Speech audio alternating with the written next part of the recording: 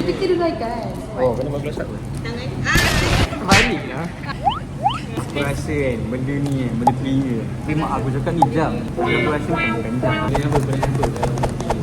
Oh, benda telinga ni. Tak tahu. Mana buka ni? Kena tunjuk strike Boleh tak kan? Sama lah, tak ada hukum. Nampak, salah terkoyak. Macam our letter. Bajak satu mana. Kau rasa apa kan? Janganlah nangis.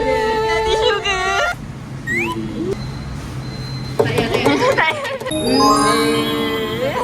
Close up dulu. Okay, jangan tekan sangat. Dia masih speechless. Rambut dulu dah lama tu. Aku pakai belah kanan lah. Oh, fokus.